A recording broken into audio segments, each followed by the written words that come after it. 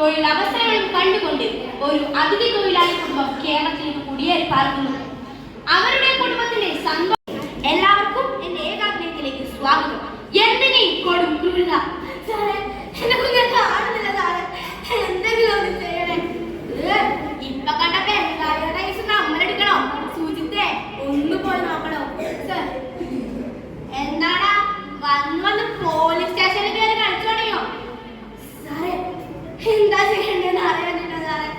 നമ്മളെ കുതിര കാണുന്നില്ല സാറേ. എന്തെങ്കിലും ഒന്ന് ചെയ്യണേ. ഈ പൊട്ടനൊക്കെ ഇവരോട് ഇവൻ പറയും. അയ്യോ സാറേ അവരൊന്ന് ചെയ്യല സാറേ. അവരിപ്പോ എന്താന്ന് പറഞ്ഞാൽ ചെയ്യല സാറേ. നമ്മളെ പോലെ നമ്മളോട് പറയാതെ എങ്ങോ പോയില്ല സാറേ. ഇങ്ങനെങ്കിലും അതിന്റെ പോലെ കണ്ടെടുത്താ സാറേ. പാലകൾ പൂത്തുപറയും, പക്ഷെ രാത്രി പുറത്തിറങ്ങാൻ യക്ഷിക്ക് വരെ പേടിയാണ്. സമർപ്പണം അളവില്ലാതെ പിച്ച് ചീറ്റിപ്പെടുന്ന പെൺജന്മങ്ങൾക്കല്ല, ഒരു മെഴുകുതിരി കത്തിത്തീർന്നത് വരെ മാത്രം സഹതാപവേശം കെട്ടിയാടി എനിക്കിതൊരിക്കലും സംഭവിക്കില്ല എന്ന് ആശ്വസിച്ചിരിക്കുന്ന എനിക്കും നിങ്ങൾക്കും. അയ്യോ അയ്യോ അച്ഛാ അച്ഛാ അച്ഛൻ പോയി വരുമ്പോ നമുക്കൊരു കോലുമുട്ടായി വാങ്ങുവല്ലോ. അച്ഛൻ്റെ മക്കൾക്ക് അച്ഛൻ കോലുമുട്ടായും എല്ലാം വാങ്ങി വരാം. ആലുവ ടൗണിലൊന്ന് പോയി വരാം കേട്ടോ. പൊന്നു അമ്മ ചോറ് എടുത്ത് വെച്ചിട്ടുണ്ട്. കഴിക്കണം കഴിക്കണം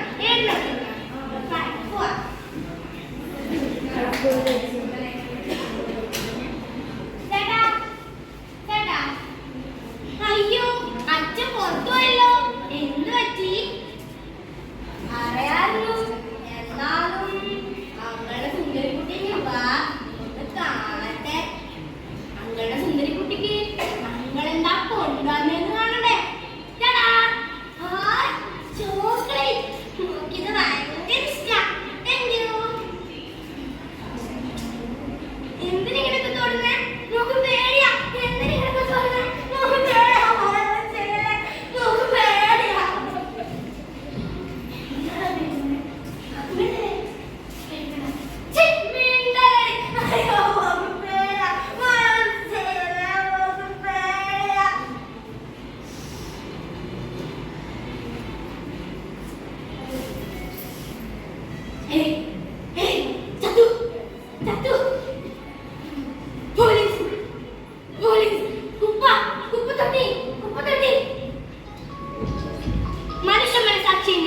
ഒരു ദാരുണ കൃത്യമാണ് ഇവിടെ അരങ്ങേറിയിരിക്കുന്നത്. നമുക്ക് നാട്ടുകാരോട് ചോദിക്കാം. എന്നാ പറയാനാ? കണ്ട ബംഗാളികളൊക്കെ ഇവിടെ വന്ന് താമസിച്ച ഇതന്നെ അവസ്ഥ. എന്തായി പറയണേ? നാം കർമ്മങ്ങൾ ചെയ്യേ, അതും ഏതോ അന്യ നാട്ടിൽ നിന്നുള്ള കുട്ടിക്കായി നടക്കില്ല. എനിക്കും എന്റെ ഫോഴ്സിനും കുട്ടിയെ രക്ഷിക്കാനായില്ലെങ്കിലും നമ്മൾ ക്രിമിനലിനെ കണ്ടെത്തി. ഞാൻ വലിയ പാർട്ടി ശക്തമായി കുറിച്ചിരുന്നു. അപ്പൊ എല്ലാവരും എനിക്ക് വേണ്ടി വോട്ട് ചെയ്യണം.